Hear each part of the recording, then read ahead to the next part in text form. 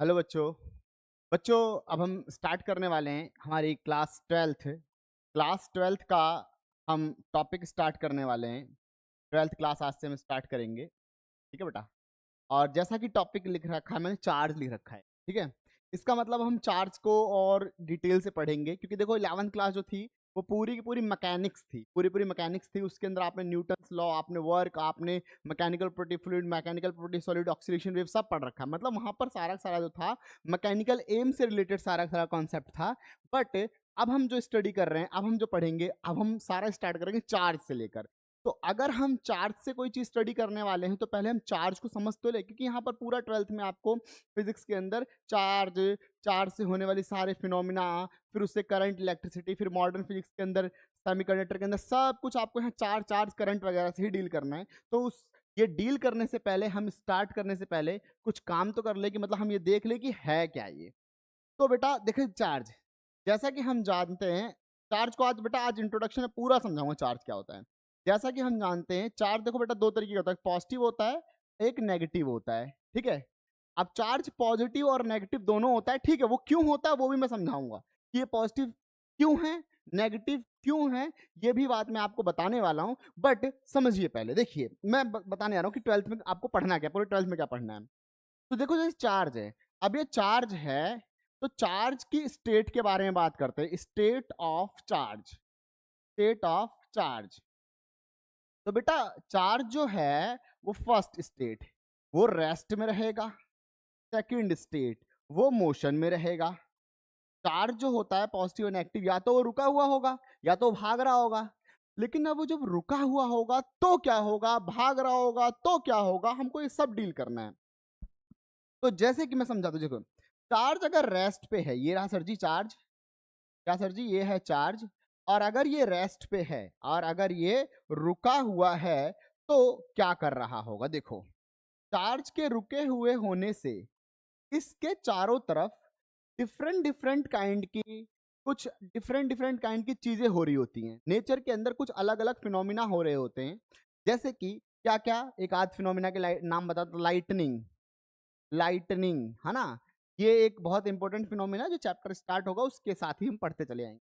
जब चार्ज रुका हुआ होगा तो उसके बारे में आप स्टडी करोगे कि ये कर क्या सकता है, ये कर क्या सकता है, क्या क्या कर सकता है, कैसी कैसी प्रॉपर्टीज होंगी, हमने वो पढ़ना है, ठीक है। फिर बेटा जब यही चार्ज, जब यही चार्ज एक कंडक्टर के अंदर, एक मेटालिक बॉडी के अंदर भागने लग जाएगा, जिस दिन से ये चार्ज इस कंडक्टर में जब तक रुका रहेगा, जब तक ये रुका रहेगा, स्टॉप रहेगा, तब तक जो पढ़ने वाले हो, आप पढ़ने वाले हो इलेक्ट्रिक फील्ड, उस केस में आप पढ़ने वाले हो इलेक्ट्रिक फील्ड पढ़ने वाले हो, पोटेंशियल पढ़ने वाले हो, पोटेंशियल पढ़ने वाले हो, कैपेसिटेंस पढ़ने वाले, ये सब पढ़ने वाले हो। मतलब एक टॉपिक होगा पूरा का पूरा इलेक्ट्रोस्टैटिक्स, इलेक्ट्रोस्टैटिक्स, ये आपका टॉपिक होने वाला है। इलेक्ट्रोस्टैटिक्स यहां लिख दो बेटा, और इलेक्ट्रोस्टैटिक्स।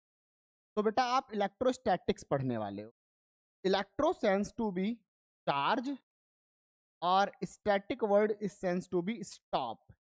तो पूरी की पूरी स्टडी, जब चार्ज रुका हुआ होगा उस केस में पूरी की पूरी स्टडी जो होगी आपकी, वो पूरी की पूरी स्टडी काउंट की जाएगी इलेक्ट्रोस्टैटिक्स के अंदर। किसके अंदर काउंट की जाएगी, इलेक्ट्रोस्टैटिक्स के अंदर। Clear concept. तो वो होगा इलेक्ट्रोस्टैटिक। लेकिन जिस दिन से चार्ज भागने लग जाएगा, धुम्मा धुम्मा धुम्मा धुम्मा, जिस दिन से चार्ज भागेगा उस दिन से आप फिर पढ़ेंगे, उस दिन से फिर आप पढ़ेंगे, ये जब चार्ज भागा, चार्ज भागा, और हमें पता है, हमने 10th क्लास से हमने सीखा है कि that rate of law of charge is called current, है ना। तो वी कॉल्ड इट, और we will discuss about it, current electricity, current electricity. इसका मतलब बेटा हमारा जो नेक्स्ट टॉपिक होगा, हमारा जो नेक्स्ट टॉपिक होने वाला है इसके बाद, वो होने वाला है करंट इलेक्ट्रिसिटी होने वाला है। Are you getting my point? Okay बेटा, चलते हैं आगे, चलते हैं थोड़ा सा और। फिर उसके बाद क्या होगा, फिर हमने एक और फिनोमिना पढ़ रखा है कि जब किसी करंट कैरिंग वायर, मतलब ये वायर है, इसमें करंट जा रहा है, 10th क्लास का ही टॉपिक था। फिर वो क्या करता था, इस वायर के अंदर करंट जा रहा है तो ऐसे ऐसे घूम घूम के एक और प्रॉपर्टी एसोसिएट करता था, उसका नाम रखा हमने मैग्नेटिक फील्ड। हमने इसका नाम रखा मैग्नेटिक फील्ड, मैग्नेटिक फील्ड। तो बेटा मैंने आपको आपके 12th क्लास में होने वाली सभी चीजों के बारे में बताया कि पहले आप पढ़ेंगे इलेक्ट्रोस्टैटिक्स, पहले आप पढ़ेंगे इलेक्ट्रोस्टैटिक्स, फिर पढ़ेंगे आप करंट पढ़ेंगे, फिर मैग्नेटिज्म एंड मैटर पढ़ेंगे, मतलब मैग्नेट पढ़ेंगे, फिर इस मैग्नेट से होने वाले बहुत सारे फिनोमिना। ये मैग्नेट क्या क्या काम करने वाला, बड़े ही काम का है मैग्नेट। मैग्नेट आज के टाइम पे बहुत ही काम का है। इस मैग्नेट से होने वाले फिनोमिना को पढ़ेंगे, उसको हम नाम डालेंगे EMI, एवरी मंथ इंस्टॉलमेंट नहीं, इलेक्ट्रोमैग्नेटिक इंडक्शन। ओके, तो ये होगा electromagnetic induction. Then after that we will discuss about alternating current, basically हम AC कह लेते हैं इसको छोटे में, alternating current, then electromagnetic wave. इस तरीके से आपकी फर्स्ट बुक जो है वो फिनिश हो जाएगी। EMW, कहीं BMW होता था, EMW करके आपकी पहली किताब जो है वो फिनिश हो जाएगी। तो ये बेटा आपकी पहली बुक के होने वाले सारे के सारे चैप्टर हैं, पहली बुक के होने वाले सारे सारे लेसन हैं। ठीक है, ये एक बेसिक इंट्रोडक्शन था, छोटी छोटी सी बात थी कि आपके 12th में चलने क्या वाला है, आपके 12th में होने क्या वाला है। Then after that you will study about optics, that is ray optics and wave optics, and then after that modern physics, जिसके अंदर ड्यूअल नेचर, एटम, न्यूक्लियाई और सेमीकंडक्टर होने वाला है। ठीक है बेटा, तो ये इस तरीके से आपका पूरा का पूरा 12th क्लास का सिलेबस फिनिश होने वाला है। तो बेटा चलिए अब हम आज स्टार्ट करते हैं हमारा टॉपिक, जिसको हमने नाम दिया है, जिसको हम कहने वाले हैं क्या, इलेक्ट्रोस्टैटिक्स। क्या कहने वाले हम, इलेक्ट्रोस्टैटिक्स। तो चलिए स्टार्ट करते हैं इलेक्ट्रोस्टैटिक्स। बेटा इलेक्ट्रोस्टैटिक्स जो है ना, वो 2 डिपार्टमेंट में बटा हुआ है। ये एक यूनिट है, ध्यान सुनना, बेसिक लेक्चर है, पहला लेक्चर, ध्यान सुनते। ये इलेक्ट्रोस्टैटिक 2 यूनिट में बटने वाली है। पहला है इलेक्ट्रिक चार्ज एंड फील्ड, पहला चैप्टर, पहली यूनिट ये होने वाली है। दूसरा इलेक्ट्रिक पोटेंशियल एंड कैपेसिटेंस, ये सेकंड चैप्टर होने वाला है, समझे। तो बेटा हम पहले चैप्टर को स्टडी करते हैं, इलेक्ट्रिक चार्ज एंड फील्ड, हम इसको उठाते हैं, इसको हम पढ़ते हैं। ठीक है बेटा, तो हमारा टॉपिक है chapter first, electric charge and field, ये हमारा चैप्टर है फर्स्ट। ये बेसिक लगभग 3 से 4 मिनट का इंट्रोडक्शन था, 5-7 मिनट का इंट्रोडक्शन था। तो मैंने आपको समझा दिया कि आपको किस तरीके से, किस फ्लो में चीजों को लेके चलना है। Electric charge and field electrostatics की एक ब्रांच है। इलेक्ट्रोस्टैटिक्स में क्या है, पूरे के पूरे समय में पूरा चैप्टर चलेगा, उसमें चार्ज रेस्ट पे रहेगा। और हमें अब ये जरूरत क्यों है इसको पढ़ने की, क्योंकि देखो नेचर में कुछ फिनोमिना होते हैं, नेचुरल फिनोमिना, कुछ नेचुरल फिनोमिना होता है, कुछ नेचुरल फिनोमिना होता है, जैसे कि क्या, पहली है लाइटनिंग, दूसरा फिनोमिना, पहली फिनोमिना जैसे लाइटनिंग, दूसरा फिनोमिना आपने देखा होगा कभी भी ऐसे करके ना, ऐसे बलून को रब करो सर के ऊपर, दीवार पे लगाओ, चिपक जाता है ना। Killing of balloon on the wall, दीवार पे बलून का चिपकना, है ना। और आपने क्या देखा है, और आपने देखा होगा कभी स्केल को ऐसे रब करते थे, कागज से उठाते थे, उठ जाता था। ये सारे जो फिनोमिना थे, ये आपने जो बचपन में देख रखा, आपने कर रखा है, ये सारे फिनोमिना क्यों हो रहे हैं, ये सारे फिनोमिना किसके कारण हो रहे हैं, ये सब कुछ हम पता करेंगे इस चैप्टर के अंदर। तो चार्ज, अब हम क्या करते हैं, चार्ज के बारे में पढ़ते हैं, चार्ज को डिटेल में स्टडी करते हैं। मैंने समझा दिया इस चैप्टर में क्या, चार्ज रुका हुआ होगा उसको स्टडी करना ही इलेक्ट्रोस्टैटिक्स कहलाता है। अब चार्ज बेटा होते कितने तरीके के, चार्ज होता है 2 तरीके, एक होता है पॉजिटिव, एक होता है नेगेटिव। रीजन, अब देखो पॉजिटिव और नेगेटिव ही क्यों होता है, ये भी एक अच्छा क्वेश्चन है, ये भी एक समझने वाला क्वेश्चन है, वो हम थोड़ी देर में भी हम इसको भी डिस्कस करेंगे कि चार्ज पॉजिटिव और नेगेटिव ही क्यों होता है। ठीक है ना, तो देखिए चार्ज पॉजिटिव और नेगेटिव क्यों होता है।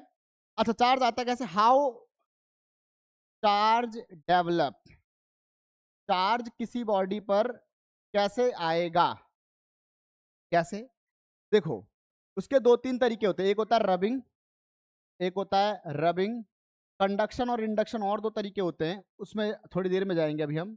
तो अब देखो रबिंग से कैसे होता है चार्ज। मान लेते हैं इसको बॉडी ए मान लेते हैं, इसको बॉडी बी मान लेते हैं। बेटा कोई भी बॉडी जो होती है उसके ऊपर इनिशियल चार्ज जो होता है वो क्या होता है, जीरो होता है। इनिशियल चार्ज क्या होता है, जीरो होता है। तो उसमें क्या होगा, मान लेते हैं नेट जीरो होने का मतलब पता क्या होता है, जितने पॉजिटिव हैं उतने ही नेगेटिव हैं, ये मतलब होता है। जितने पॉजिटिव हैं उतने ही नेगेटिव हैं। इसका मतलब अगर इसके पास 10 पॉजिटिव हैं तो 10 ही नेगेटिव हैं, जिसकी वजह से ये पूरी बॉडी क्या है, न्यूट्रल है। इसके पास अगर 10 पॉजिटिव हैं तो 10 ही नेगेटिव है।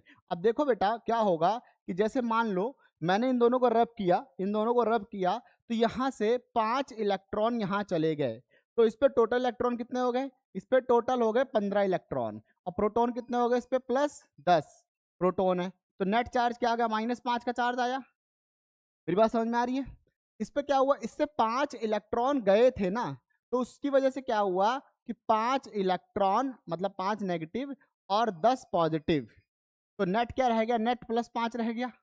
तो इस पे बेटा नेट हो गया +5, इस पे हो गया नेट -5। तो इस पे नेट +5, इस पे नेट -5। तो ये हो गया पॉजिटिव बॉडी और ये हो गई नेगेटिव बॉडी। आई मेरी बात समझ में। तो कोई भी बॉडी जो है वो चार्ज इस तरीके से होती है। मतलब रबिंग एक अच्छा तरीका है, और कंडक्शन इंडक्शन में भी थोड़ी देर में पढ़ने वाले। मतलब रब करने से बॉडी होंगी चार्ज। अब एक और चीज समझते हैं।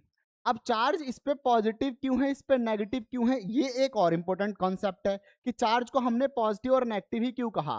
बट चार्ज के बारे में से बेंजामिन फ्रैंकलिन ने पहले बताया था, तो अपना नाम रख देते ना, इसको हम बेंजामिन कहेंगे, इसको हम फ्रैंकलिन कहेंगे, ऐसे बोल देते। बट ऐसा नहीं था। उन्होंने एक छोटा सा काम किया। उन्होंने देखा जैसे एक बॉडी, एक छोटी सी ऐसी रॉड ली, हम मानते हैं इस पे हमें पता ही नहीं क्या चार्ज है। इन्होंने क्या करा, छोटे से रॉड को एक कागज के ऊपर रखा, तो कागज इससे अट्रैक्ट हो गया। ध्यान रखना, ध्यान सुनना मेरी बातें। इस रॉड को लिया, इस पे रखा, इस कागज इस तरफ अट्रैक्ट हो गया। इन्होंने कहा अरे बढ़िया चीज है। तो ये दूसरी बॉडी लेके गए, ये लेके गए एक और बॉडी, ये दिस काइंड ऑफ बॉडी। ये इन्होंने सोचा ऐसा करता हूं, जादू करता हूं थोड़ा सा मैं, कि इन दोनों बॉडी को आपस में टच करवा देता हूं, इनका आपस में कांटेक्ट करवा देता हूं। आपस में कांटेक्ट कराने के बाद दोनों को ऐसे टच करा के, मान लेते हैं ये दो बॉडी है, मेरे पास एक बॉडी थी, मान लेते हैं ये बेटा, ये करके ना, ये सेल है जैसे, इसी की वजह से थोड़ी देर लेक्चर में ब्रेक हुआ था। ये सेल है, अब एक बॉडी है, एक बॉडी है। इस बॉडी से इसको उठाया तो ये उठ गया, अरे वाह झिंगा लाला हो। इससे उठाया, उठ गया, इससे भी उठ गया। इन्होंने सोचा दोनों से मिला के उठाता हूँ, बहुत तेज उठेगा। एक एक हो जाए तो घर, मतलब छोड़ो रहने दो। तो देखो अब ये दोनों एक एक मिले, तो यहां पर इनको लगा कि उठ जाएगा, लेकिन यहां कुछ नहीं मिला, यहां कुछ नहीं मिला। अब ऐसा कहाँ होता है, जनरली तो ऐसा होता है ना कि एक से दूसरी बॉडी कांटेक्ट में आएगी तो बहुत कुछ मिलेगा। लेकिन एक बॉडी से दूसरी बॉडी कांटेक्ट में आई, ये दोनों बॉडीज आपस में कांटेक्ट में आए और इन दोनों से इसको उठाया गया और हमें कुछ नहीं मिला। ऐसा सिर्फ होता है मैथ की एक ब्रांच में, जहां एक से दूसरा मिलता है तो वहां हमें कुछ नहीं मिलता। कहाँ, जैसे प्लस से माइनस मिलेगा, अगर प्लस में माइनस मिलने लग जाए, प्लस में अगर माइनस मिलने लग जाए, प्लस में अगर माइनस मिले तो हमें कुछ नहीं मिलेगा, हमें जीरो मिलेगा। तो इस तरीके से इनको समझ में आया कि जब इंडिविजुअली उठा रहा था, अकेले अकेले मिलके नहीं उठा रहा, इसका मतलब इस पे एक अलग प्रकार की प्रॉपर्टी आ रखी है, इस पे एक अलग प्रकार की प्रॉपर्टी आ रखी है। इसीलिए इन्होंने अपना नाम ना देकर इन्होंने कह दिया एक पे पॉजिटिव आ रही होगी और एक पे नेगेटिव आ रही होगी। अब एक और प्रॉब्लम कि पॉजिटिव किस पे आएगी, नेगेटिव किस पे आएगी। तो देखो शुरुआत की बातें थी तो मानना ही पड़ेगा, तो इन्होंने माना। इन्होंने कहा मैं मान लेता हूं, इन्होंने कहा मैं रफ कर रहा हूं बेटा, सारा सारा देख लो, नोट कर लेना। इन्होंने कहा मैं मान लेता हूं कि ना ऐसे करके एक ग्लास रॉड लिया। इन्होंने कहा ग्लास रॉड को जब सिल्क के साथ रब करूंगा तो क्या आएगा, ग्लास पे पॉजिटिव आएगा। ये कंसीडर करके चले कि देखो किसी एक को तो मानना ही था ना, कि कहीं से तो मानना स्टार्ट करना था ना, ऐसे कैसे कुछ तो काम चले, कुछ तो हम मैथ में कैसे start, let us consider that, उसके बाद स्टार्ट होता है। और इन्होंने क्या करा, प्लास्टिक रॉड पे मान लिया, प्लास्टिक पे मान लिया कि नेगेटिव चार्ज आएगा। इस तरीके से इन्होंने माना इनिशियली। फिर एक डिवाइस होता है electroscope. With the help of electroscope, electroscope एक ऐसा सा डिवाइस होता है, ये ऐसा सा डिवाइस होता है, ऐसा सा, इस तरीके का। और इस इलेक्ट्रोस्कोप के अंदर, इस इलेक्ट्रोस्कोप के अंदर ऐसे करके ठीक है, ये इसे कहते हैं गोल्ड लीफ कहते हैं, गोल्ड लीफ कहते हैं इसको। गोल्ड लीफ रखी थी। अब क्या कर रहे थे ये, इस इलेक्ट्रोस्कोप से बॉडी के ऊपर कौन कौन से चार्जेस आएंगे इसको ये बता रहे थे। वो हम समझते हैं। जैसे देखो, अब कुछ सोचना, दिमाग लगाना। एक बॉडी लाए, उससे क्या हुआ, ये मान लेते ग्लास रहा है, तो ग्लास पॉजिटिव है, ये उन्होंने मान रखा है पहले ही।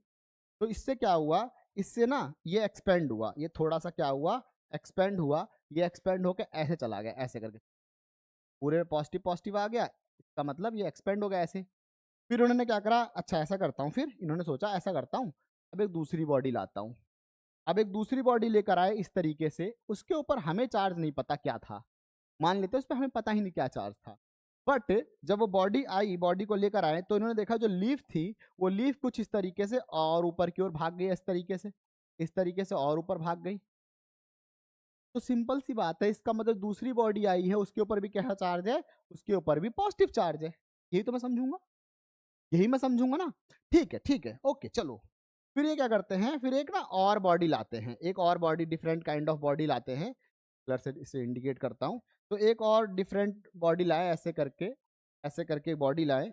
तो इन्होंने इस बॉडी को टच कराया, और उसके बाद क्या हुआ, इन्होंने क्या देखा, सारी की सारी जो लीफ थी, सारी की सारी जो पत्तियां थी, वो सारी की सारी पत्तियां इस स्टेट में वापस आ गई, जैसे ऐसे।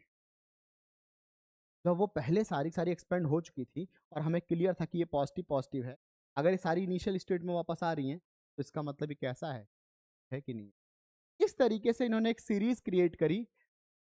वैसे अब याद करने वाली कोई बात नहीं है, याद नहीं करना चाहिए उसको, दिक्कत नहीं है। बट एक सीरीज क्रिएट की जिससे हमें पॉजिटिव और नेगेटिव के बारे में पता चलता है, और वो सीरीज कुछ इस तरीके से ये रही बेटा, ठीक है ना। ये रही, देखिए ये सीरीज है उनकी, जो श्रीमान बेंजामिन फ्रैंकलिन ने क्रिएट की थी। ये different substances, positive and negative series, जिसमें fur, phenyl, sealing wax, glass, cotton, paper and all, बहुत सारे एलिमेंट थे, मैंने 10-12 ही एलिमेंट इसमें क्या था, with the help of electroscope, ये बेटा इलेक्ट्रोस्कोप है, with the help of electroscope ये पूरी सीरीज तैयार हुई। जैसे कि इसमें देखो, जो टॉप पे होगा, जैसे ह्यूमन बॉडी को लेते हैं, ह्यूमन बॉडी ह्यूमन बॉडी जो टॉप पे है, इस टॉप वाली बॉडी को किसी भी बॉटम वाली बॉडी से रब करेंगे, मतलब जैसे रबड़ से रब करो, रेजिन से रब करो, जो टॉप पे होगा उस पे हमेशा आएगा पॉजिटिव, जो बॉटम पे होगा उस पे आएगा हमेशा नेगेटिव। इस तरीके से पूरी सीरीज इन्होंने तैयार करी, इस तरीके से पूरी की पूरी सीरीज इन्होंने तैयार करी। आई बात समझ में बेटा, आई बात समझ में। ये इस तरीके से पूरी की पूरी सीरीज इन्होंने तैयार करी। अब इसको ध्यान रखेंगे, ठीक है। ओके, तो ये इलेक्ट्रोस्कोप था। तो अब पॉजिटिव और नेगेटिव चार्ज कैसे होते हैं हमने बता दिया, पॉजिटिव और नेगेटिव। ये बेटा हाँ, एक और चीज़, ये हमारे नोट्स हैं, हमारे इंस्टीट्यूट के नोट्स हैं, ठीक है, मास्टरमाइंड इंस्टीट्यूट है, हमारे इंस्टीट्यूट के नोट्स हैं। इसका लिंक मैं वीडियो के लास्ट में डाल दूंगा, आप ये नोट्स डाउनलोड कर लेंगे। इन नोट्स का फ़ायदा ये है बेटा कि आपको इसमें लिखना पड़ेगा, इसी में लिख देंगे आप। कहने का मतलब देखो, जैसे मैंने स्पेस छोड़ रखा है हर जगह, तो जैसे कुलाम्स फ्लो स्टार्ट होगा, तो जो बच्चा इन नोट्स को प्रिंट करवा लेगा, वो बच्चा क्या कर सकता है, इसी के अंदर ही टॉपिक को लिख सकता है, इसी में ही क्वेश्चंस हैं, वो क्वेश्चंस भी इसमें सॉल्व कर सकता है। जैसे देखो, सारे सारे क्वेश्चंस भी इसमें दे रखे थे, क्वेश्चंस के लिए स्पेस गिवन है, ये स्पेस क्वेश्चन के लिए गिवन है, तो बेटा आप ऐसा भी कर सकते हैं। आई बात समझ में। तो हमारा ये टॉपिक था फर्स्ट टॉपिक, तो फर्स्ट टॉपिक हमारा फिनिश हो गया। अब हम बात करते हैं, मतलब ये इंट्रोडक्शन था, ये पूरा का पूरा अभी तक जो था, पूरा का पूरा हमने जो पढ़ा यहाँ से यहाँ तक, ये इंट्रोडक्शन ही था, किस तरीके से पॉजिटिव है, किस तरीके से नेगेटिव एंड ऑल। अब हम बात करते हैं इलेक्ट्रॉन थ्योरी, मतलब हमें पहले पूरी इंफॉर्मेशन लेनी है इलेक्ट्रॉन की, उसके बाद ही हम ये चैप्टर स्टार्ट कर पाएंगे अच्छे से। तो इसे पेशेंस के साथ देखें थोड़ा। इलेक्ट्रॉन थ्योरी की कुछ बातें। पहला पॉइंट कि न्यूक्लियस पे पॉजिटिव चार्ज होता है, इलेक्ट्रॉन जो है वो डिलोकलाइज करता है, ये तो बचपन से जानते हैं। दूसरा पॉइंट, ज़्यादा लोड नहीं लेने का। दूसरा पॉइंट, ड्यूरिंग रबिंग, देखो जब रब करते हैं, क्योंकि अभी मैंने कंडक्शन और इंडक्शन तो आपको सिखाया नहीं है, मैंने अभी आपको रबिंग ही सिखाया है। जब रब करते हैं, ड्यूरिंग रबिंग, रबिंग के टाइम पर, rubbing electron, only electron transfer, I will write here, only electron is to be transfer, only electron transfer, not proton, not positive charge कहूंगा। क्यों? क्योंकि पॉजिटिव चार्ज जो होता है बेटा, वो भारी होता है, एज कंपेयर टू इलेक्ट्रॉन। आपको नाम, आपको इनकी वैल्यू पता होनी चाहिए। जैसे कि मैं यहाँ लिख देता हूँ, यही लिख देता हूँ, मास ऑफ इलेक्ट्रॉन दिख रहा है, mass of electron 9.31 10 to the power -31 kg लगभग ये होता है, ठीक है। मास ऑफ प्रोटॉन 1.67 इंटू 10 की पावर -27 होता है, इतना हो तो साफ साफ दिख रहा है कि प्रोटॉन भारी है एज कम्पेयर टू इलेक्ट्रॉन, दिख रहा है ना। तो ये भारी होता है एज कम्पेयर टू प्रोटॉन। तो भारी होता है तो भारी वाला थोड़ी जाएगा, हल्के वाला जाएगा, क्योंकि हर एक बंदा कामचोर है। यहाँ पर मैं अगर सपोज जिस जहाँ पर क्लास हो रही है, यहाँ पर मैं कुछ 50 कट्टे सीमेंट का रख देता हूँ और 10 बलून रख देता हूँ। मैं कहता हूँ कि तुम हटा दो, तुम अगर आओगे ना तो बलून उठा के इधर फेंक दो। मैंने कहा अगर तुम इन दोनों को अलग कर दो, तुम बलून को फेंक दोगे, कट्टे हम नहीं उठा रहे भाई, हमारे बस की कुछ ना है। खैर तुम पढ़ लो, तुम्हारे बस की तो वही है बस, अगर पढ़ लो तो भी अच्छा है। वेल, तो रबिंग से ही क्या होता है, इलेक्ट्रॉन ट्रांसफर होते हैं। इलेक्ट्रॉन आई मीन रबिंग के टाइम पे सिर्फ इलेक्ट्रॉन ट्रांसफर होते हैं, प्रोटॉन ट्रांसफर नहीं होते, ध्यान रखना इस चीज, ठीक है ना। Third point, atom electrically neutral होता है। ये अभी मैंने थोड़ी देर पहले ही समझाया था कि जो एटम होता है वो इलेक्ट्रिकली न्यूट्रल होता है। इसका मतलब जितना उसके पास पॉजिटिव होता है उतना ही उसके पास नेगेटिव होता है। तो पॉजिटिव और नेगेटिव बराबर होने की वजह से हम कहते हैं कि एटम क्या होता है, इलेक्ट्रिकली न्यूट्रल होता है। तो ध्यान रखना इस बात को, ठीक है ना। एंड नेक्स्ट, नेक्स्ट पॉइंट, तो जैसे कि अब हम और थोड़ा समझते हैं, थोड़ा सा हम और समझते हैं। अरे आ जा रहे भाई,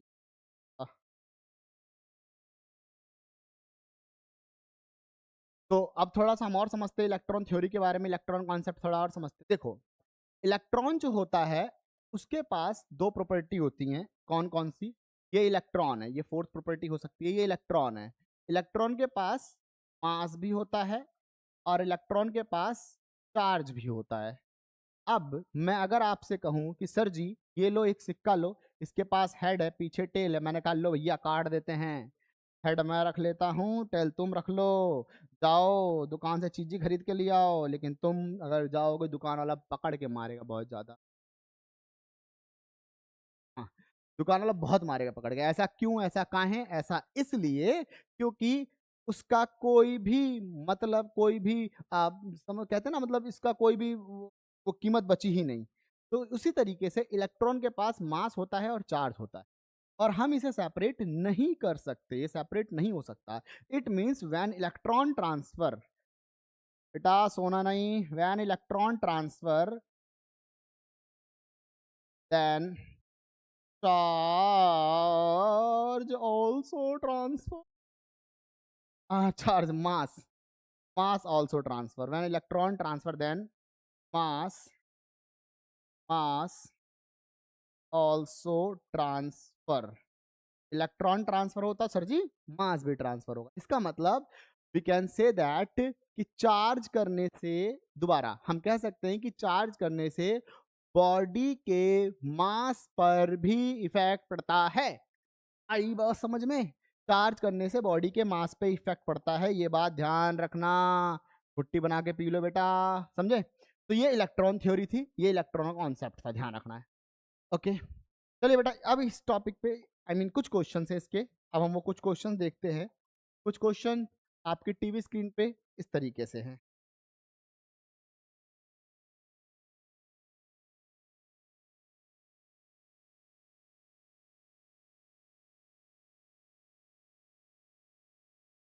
आओ चलो आओ, डोरेमोन नहीं खेलना, डोरेमोन नहीं खेलना। पहला question, why electron called elementary charge. Electron को कहाँ एलिमेंट्री चार्ज कहा जाता है, तो देखो देखो कि इलेक्ट्रॉन से छोटा, इलेक्ट्रॉन से छोटा चार्ज अभी तक अवेलेबल ही नहीं है, एग्जिस्टेंस में ही नहीं है अभी तक। मतलब देखो है तो सही, बट अभी हमारे सिलेबस के अंदर नहीं है, तो इसलिए हम उसको एलिमेंट्री चार्ज कहते हैं। चलो ये तो कर लेना आप पहला क्वेश्चन। आंसर नंबर दूसरा, क्या दूसरा question, when glass rod rubbed with silk both acquire charge, what is the source of their electrification. तो इनके इलेक्ट्रिफिकेशन का सोर्स क्या होता है, तो इनके इलेक्ट्रिफिकेशन का सोर्स होता है ट्रांसफर ऑफ इलेक्ट्रॉन। काफी गधों को तो समझ में ही नहीं आया होगा, ट्रांसफर ऑफ इलेक्ट्रॉन, अरे भैया अभी थोड़ी देर पहले ही समझाया कि इलेक्ट्रॉन ट्रांसफर होता है तभी किसी बॉडी चार्ज आएगा, तो इलेक्ट्रॉन ही रिस्पॉन्सिबल है, समझे नहीं। Is mass of body get affected on charging? Yes. Yes, it will be affected. बेटा एक और चीज रोक के कर लेना आप पहले इन क्वेश्चंस को, ठीक है ना। मैं तो समझाते चला रहा हूँ वरना लेक्चर बहुत लंबा हो जाएगा। Two identical metallic sphere of exactly equal masses, one is positive, one is negative mass after charging change। मतलब ये कह रहा है क्वेश्चन में ये कह रहा है भैया कि जैसे देखो दो आइडेंटिकल स्फेयर है, ए स्फेयर और बी स्फेयर है, इनके पास मास और चार्ज, जो इसके पास है मास वही इसके पास है मास, जो इसके पास है चार्ज वही इसके पास है चार्ज। अब इसको रब किया गया झिंगलाला हु करके रब किया गया, तो इस पे एक बॉडी मान लो ये नेगेटिव चार्ज हो गई, ये पॉजिटिव चार्ज हो गया, तो इसका मास चेंज होगा क्या? ओ, होगा। क्यों? क्योंकि मैंने अभी आपको चार्जिंग का फिनोमेना समझाया था थोड़ी देर पहले ही कि कोई बॉडी चार्ज हो रही है वो इस तरीके से चार्ज होती है। पहली बात तो रबिंग से चार्ज हो ही क्यों रहा है, रबिंग से चार्ज क्यों हो रहा है उसका थोड़ा ऐसे समझे। देखो इसमें ऐसा होता है, ये है न्यूक्लियस, ये है न्यूक्लियस, न्यूक्लियस न्यूक्लियस चारों तरफ इलेक्ट्रॉन घूमते आ रहे हैं, समझे ना। जब हम रब करते हैं, ये रहा दूसरा एटम, दूसरे एटम का न्यूक्लियस इलेक्ट्रॉन, तो ऐसे ऐसे करते हैं करके ये इलेक्ट्रॉन फंसा खटाक खड़ा, देखो कंचा नहीं खेलता ऐसे करके, ऐसे ऐसे करके ऐसे करके ऐसे कर रहे हैं ना, ऐसे करके तो इलेक्ट्रॉन फंसा खट से उखड़ा, इलेक्ट्रॉन फंसा खट से उखड़ा, तो एक इलेक्ट्रॉन फंस के दूसरे एलिमेंट पे चला जाएगा ना, फंस के उखड़ के दूसरे एलिमेंट पे चला जाएगा ना, इस तरीके से बॉडी क्या हो जाती है, चार्ज हो जाती है, समझे ना। रबिंग से इस तरीके से बॉडी चार्ज होती है। तो मान लेते हैं वही कहानी, अगर इस पे +10 था -10 था, तो नेट तो जीरो है ना सर जी, हाँ सर जी जीरो है। इस पे +15 था -15 है, तो सर जी नेट जीरो है। अरे भैया जीरो है, हम कहाँ हैं मना थोड़ी कर रहे हैं, हम कहाँ हैं मना करने लग जाएंगे तुमको। +15 -15 तो नेट जीरो। बट अब रबिंग जब किया तो इसके ऊपर चला गया 5 इलेक्ट्रॉन, इधर चला गया 5 इलेक्ट्रॉन, इसको काट देते हैं, 5 इलेक्ट्रॉन गया, तो नेट इलेक्ट्रॉन हो गए इसके पास 20 इलेक्ट्रॉन हो गए, प्रोटॉन 15 रह गए, तो नेट चार्ज क्या आ गया, माइनस आ गया। इसके पास 5 इलेक्ट्रॉन अगर चला गया तो 5 इलेक्ट्रॉन रह गए, 10 प्रोटॉन रह गए, तो नेट क्या आ गया, प्लस आ गया, तो इस पे नेट प्लस आ गया, इस पे नेट माइनस आ गया।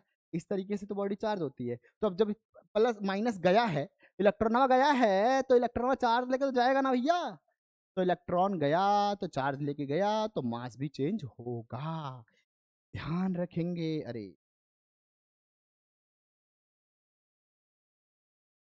ठीक है बेटा, ओके नेक्स्ट क्वेश्चन चलते हैं, नेक्स्ट क्वेश्चन चलते हैं हम। नेक्स्ट क्वेश्चन कह रहा है कि can two like charge attract each other, क्या दो एक प्रकार के चार्ज आपस में एक दूसरे को अट्रैक्ट कर सकते हैं। इसकी थोड़ी कहानी समझा दूं। देखो बेटा, पॉजिटिव और पॉजिटिव क्या सुना है हमने, रिपेल करता है, नेगेटिव नेगेटिव क्या करता है, रिपेल करता है। अरे ऐसा ही होता है भाई, पॉजिटिव और नेगेटिव क्या होता है, रिपेल करता है, सॉरी ये अट्रैक्ट करता है। अरे भुला ही गए थे ना, ये ऐसा ही होता है ना। बारिश में तुम जा रहे हो, बारिश में जाते समय, बारिश में तुम जा रहे हो, बारिश में जाते समय तुम्हारे पास एक छतरी है, और उस छतरी के अंदर अगर तुम्हारा दोस्त आना चाहता है, दो तीन दोस्त आ रहे तेरी लात मार के भगा दोगे। और यहाँ से निकली सुंदर कन्या, और सुंदर कन्या ने कहा एक्सक्यूज मी, आप तो प्यारा पकड़ छतरी पकड़, मैं शेर बच्चा भीग के जाऊंगा। ऐसा ही होता है, नेगेटिव और पॉजिटिव अट्रैक्ट करते हैं, negative negative repel, positive positive repel करते हैं, ये करता है अट्रैक्ट, समझे। अब अब देखो क्वेश्चन है, can two like charge attract each other, like मतलब अगर ये दोनों पॉजिटिव पॉजिटिव हुए तो क्या अट्रैक्ट करेंगे, तो हमारा आंसर है यस करेगा। अरे सर जी अभी तो आप समझा रहे थे कि अपने दोस्त को ही मैं लात मार दूंगा, आप कह रहे हो ऐसा, हाँ होता है। कैसे, इसके लिए कंडीशन है कि एक चार्ज जो हो वो बहुत बड़ा हो, और दूसरा चार्ज जो हो छोटू सा हो, छोटू सा इतू सा। तो अब ये क्या करेगा, इस केस में ये हाथी और ये चींटी इसके फील्ड को खत्म कर देगा और इसको अट्रैक्ट करेगा। लेकिन कॉन्सेप्ट तो सेम है ना, कि सेम चार्जेस है ना, हमें तो सेम चाहिए था ना, वो छोटा बड़ा हमें क्या मतलब है, सेम चार्ज अट्रैक्ट कर गए, हाँ जी करते हैं, ध्यान रखना ठीक है बेटा। ओके नेक्स्ट क्वेश्चन है कुछ ऐसा, 250 ग्राम का अगला क्वेश्चन पेश किया जाए। अगला क्वेश्चन कुछ ऐसा है कि भाई, ऐसा था क्वेश्चन वाला कि ऐसे करके एक बॉल को लटका दिया गया है, और ऐसे करके पॉजिटिव चार्ज रॉड लटकाई गई है, और ये बॉल जो है ये इस तरफ भाग रहा है, तो आप इससे क्या डिसीजन लेंगे कि इस बॉल के पास नेगेटिव चार्ज है क्या? ज्यादातर बच्चे कहेंगे हाँ सर उस पर नेगेटिव चार्ज होगा तभी इस तरफ खींच रहा है। बिल्कुल सही हो सकता है, बट इसके हम दूसरी कंडीशन को मना कैसे कर सकते? It may also have a small positive charge, या इसके पास हो सकता है बहुत छोटा पॉजिटिव चार्ज भी हो ना। और थोड़ी देर पहले तो भी समझाया तो 2 मिनट पहले ही कि अगर सेम चार्ज हो लेकिन बहुत छोटा तो भी तो अट्रैक्ट कर लेगा। तो हम इस पॉसिबिलिटी से भी मना थोड़ी कर सकते हैं कि हो सकता है बहुत छोटा पॉजिटिव चार्ज भी हो। Clear concept? ठीक है बेटा, नोट कर लो फटाफट, आगे चलते रहते हैं। आप खुद भी सॉल्व करने की कोशिश करना रोक के, बट अभी मैं करा रहा हूँ, जब ना हो तो देख लेना। Next, why do gramophone recorder get covered with dust easily? तो ग्रामफोन रिकॉर्डर के अंदर क्या होता है? ग्रामफोन रिकॉर्डर के अंदर वो भाग रहा है, ऐसे चल रहा है, गिर गिर गिर गिर गिर गिर गिर गिर चल रहा है, तो वह चलेगा तो फ्रिक्शन होगा, फ्रिक्शन होगा तो चार्ज डेवलप होगा, और एटमॉस्फेयर में बहुत सारा चार्ज फैला ही है, उसे अट्रैक्ट कर जाएगा, इसलिए वो रिकॉर्डर हमेशा क्या होता है, डस्टी डस्टी सा हो जाता है। Next, electrostatic experiment do not perform in humid days. Humid days का मतलब क्या होता है? तो सर जी ह्यूमिड डेज का मतलब होता है हवा में नमी और तुम्हारे शरीर में विटामिन की कमी। H2O एयर, H2O एयर, ऐसे करके एयर H2O ऐसे करके, मतलब हवा के अंदर जब एयर में वाटर मॉलिक्यूल से उसे ह्यूमिडिटी कहा जाता है। अब कभी भी कोई भी इलेक्ट्रोस्टैटिक्स का एक्सपेरिमेंट अगर हो रहा है, तो अगर मान लेते हैं इलेक्ट्रोस्टैटिक्स एक्सपेरिमेंट हो रहा है, किसी भी तरीके से हमने इस पर चार्ज डेवलप करा दिया, मान लेते हैं ऐसे करके हमने चार्ज डेवलप करा दिया रबिंग वगैरह से हमने चार्ज डेवलप करा दिया। तो जब हमने चार्ज इस पर डेवलप कराया है, तो हमें ये देखने को मिलता है कि चार्ज जो है वो इजिली H2O जो अच्छा कंडक्टर होता है ना भैया, कंडक्टर इंसुलेटर भी 2 मिनट में पढ़ाने वाला हूँ, कंडक्टर होता है ना, तो उसमें क्या होगा, लीक हो जाएगा, एटमॉस्फेयर में क्या होगा, वो लीक हो जाएगा। समझ रहे बेटा? तो इस वजह से हम इलेक्ट्रोस्टैटिक्स के एक्सपेरिमेंट ह्यूमिड डेज में, ह्यूमिडिटी वाले दिनों पे परफॉर्म नहीं करते। Clear concept? नेक्स्ट, अच्छा, ordinary rubber tyre insulator while, हाँ ये एक हो गया। मतलब देखो, आपकी बाइक और कार के जो रबर टायर होते हैं, वो रबड़ के होते हैं। आई मीन आपकी बाइक और कार के जो टायर होते हैं वो रबड़ के होते हैं, जबकि एयरक्राफ्ट के जो टायर होते हैं वो एक इंसुलेटिंग मटेरियल से बने होते हैं। इस तरीके से सर जी, एक इंसुलेटिंग मटेरियल से बने होते हैं, ऐसे करके उसके एक कंडक्टिंग यार सॉरी बेटा, एक कंडक्टिंग मटेरियल से बने होते हैं, सॉरी, एक कंडक्टिंग मटेरियल से बने होते हैं। ऐसा काहे होता है? घर वाले नॉर्मल कार और बाइक की टायर जो है वो रबड़ से, और जबकि रबड़ मतलब इंसुलेटर के होते हैं, बट जो एयरक्राफ्ट के टायर होते हैं वो कंडक्टर होते हैं, वो कंडक्टिंग होते हैं। ऐसा इसलिए होता है क्योंकि एयरक्राफ्ट जो है, हवाई जहाज जो भागता है जब रनवे पे, वो लगभग 350 से 400 किलोमीटर प्रति घंटे की स्पीड से भागता है, और इतनी स्पीड से भागते समय क्या होगा, भयंकर फ्रिक्शन, और भयंकर फ्रिक्शन से क्या होगा, चार्ज डेवलप होगा, और चार्ज जो होगा अगर इस पूरे पे एक्यूमुलेट हो जाए, मतलब चार्ज इस पूरे पे बैठता जाए बैठता जाए बैठता जाए बैठता जाए, एक टाइम तो बूम बोल जाएगा, और एयरक्राफ्ट तो पता नहीं कहाँ चला जाएगा। इसीलिए इसको हम कंडक्टिंग बनाते हैं, ताकि इसका जो चार्ज है वो अर्थ के अंदर रिलीज हो जाए और हमारा एयरक्राफ्ट बचा रहे। ठीक है बेटा? तो ये कुछ क्वेश्चंस थे, इनके कुछ आंसर मैंने आपको दिए, तो बेटा ये सारे के सारे आंसर्स आप एक बार देख लेना, इनको पढ़ लेना। ठीक है बेटा? अब हम आगे चलते हैं थोड़ा सा, हम बात करते हैं कंडक्टर, हम बात करते हैं चार्जिंग मेथड। अरे आउट ऑफ फ्रेम क्यों चला? हम बात करते हैं, आ जाओ, हम बात करते हैं चार्जिंग, मेथड ऑफ चार्जिंग के बारे में। ठीक है ना? मैंने अभी आपको एक मेथड सिखाया चार्जिंग का, इसको हमने रबिंग नाम दिया, कि बॉडी को, दो बॉडी को रब करेंगे तो बॉडी जो है मतलब जो वो है चार्ज हो जाएगा। उस चार्जिंग के टाइम पे मैंने ये समझाया आपको कि इलेक्ट्रॉन या प्रोटॉन का जो ट्रांसफर है एक बॉडी से दूसरी बॉडी की तरफ हो जाएगा, एक सरफेस से दूसरी बॉडी पर इलेक्ट्रॉन जाएगा, सॉरी प्रोटॉन मैंने, प्रोटॉन नहीं इलेक्ट्रॉन जाएगा हमेशा, क्योंकि इलेक्ट्रॉन हल्का होता है ना, मैंने ये समझाया। अब मैं आपको कुछ और मेथड सिखा रहा हूँ चार्जिंग के, तो बात करते हैं मेथड ऑफ चार्जिंग के। Method of charging, of charging, देखिए, कंडक्शन और induction, there are two method of charging. यहाँ पर कुछ मेथड हैं चार्जिंग के, जैसे कि कौन से मेथड है यहाँ, मेथड ऑफ चार्जिंग, यहाँ पर दो तरीके हैं। मतलब एक तो रबिंग हो गया, रबिंग हो गया। अब बात करते हैं कंडक्शन, और अब हम बात करेंगे इंडक्शन की। कंडक्शन और इंडक्शन से हम इन मेथड से किसी बॉडी पे चार्ज कैसे लेकर आएंगे और कैसे लेकर आते हैं, समझे ना। रबिंग समझा दिया कैसे आता। कंडक्शन, कंडक्शन में क्या होता है बेटा, इसमें क्या होता है, कांटेक्ट इन्वॉल्व, कांटेक्ट इन्वॉल्व, इसमें कांटेक्ट होगा, कांटेक्ट करना जरूरी होता है। इंडक्शन को थोड़ी देर में समझाता हूँ। इसमें कैसे होगा चार्ज, मान लेते हैं ये एक बॉडी है, नीचे हमने एक इंसुलेटिंग स्टैंड लगा दिया, इसे कहते हैं इंसुलेटिंग स्टैंड, इंसुलेटिंग स्टैंड। अब ये बॉडी है, इस पे हमने इंसुलेटिंग स्टैंड लगाया, और ऐसे करके हम कोई पॉजिटिवली चार्ज बॉडी लाए, पॉजिटिवली चार्ज या कहो नेगेटिवली चार्ज बॉडी लाए, ऐसे करके हम इस पे एक बॉडी लाए, और उस बॉडी से हमने क्या करा, उस बॉडी से हमने क्या करा, ऐसे करके सारा सारा चार्ज यहाँ चला गया, तरीके से चला गया। फिर हमने क्या करा, इस बॉडी को रिमूव कर दिया, इस बॉडी को हमने रिमूव कर दिया पीछे की ओर, और अब हमने ये देखा, यहाँ बनाता बट इस डायग्राम को यहाँ बना, अब हमने ये देखा, अब हमने ये देखा कि हमने ये देखा जब ऐसे करके रिमूव करा, तो यही बॉडी जब मैं दोबारा लाया वापस ऐसे ऐसे, तो अब इस बॉडी पे क्या चार्ज आ गया, नेगेटिव चार्ज आ गया। कैसा आ गया, नेगेटिव। और ये रॉड जो है, वो रॉड यहाँ जा चुकी थी, दूर हम कर चुके थे। तो इस मेथड में क्या हुआ, कॉन्टेक्ट इन्वॉल्व, मतलब एक चार्ज बॉडी लाओ, दूसरी बॉडी पे टच कराओ, टिंग, तो चार्ज अपना ट्रांसफर कर देगा, टिंग, चार्ज हो गया। ठीक है ना, आसान। नेक्स्ट अब हम बात करते हैं इंडक्शन। इंडक्शन में ध्यान देना बेटा, अब इंडक्शन में क्या होता है देखो, इंडक्शन थर्ड मेथड है इंडक्शन। इंडक्शन, इंडक्शन ये बड़ा इंटरेस्ट में क्या होता है, इसमें कांटेक्ट इन्वॉल्व नहीं होता, के अंदर कांटेक्ट इन्वॉल्व नहीं होता, contact does not involve, doesn't involve, contact involve नहीं होता। काहे नहीं होता, ऐसा देखो, ये एक बॉडी है, ज्यादा बड़ी बॉडी बना दे,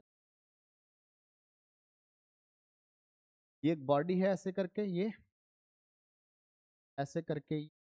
अब यहाँ पर मैं एक बॉडी लेकर आया, यहाँ पर मैं एक बॉडी लेकर आया, मान लेता हूँ एक नेगेटिवली चार्ज बॉडी ऐसे करके लेकर आया, ठीक है ना। तो क्योंकि इसके ऊपर नेट चार्ज था सर जी जीरो, आपको पता है हमेशा हर एक बॉडी जो होती है इलेक्ट्रिकली न्यूट्रल है। हाँ, नेट चार्ज जो था, नेट चार्ज जो था वो थोड़ा सा जीरो है, थोड़ा सा जीरो है यहाँ ऐसे कर, ठीक है ना। तो नेट चार्ज जो है इसका वो है जीरो। तो नेट जीरो का मतलब समझते ना बेटा, जितना पॉजिटिव होता है उतना नेगेटिव होता है। तो अगर ये नेगेटिव रॉड लाया तो सारा पॉजिटिव यहाँ भाग जाएगा और सारा नेगेटिव यहाँ भाग जाएगा ऐसे करके।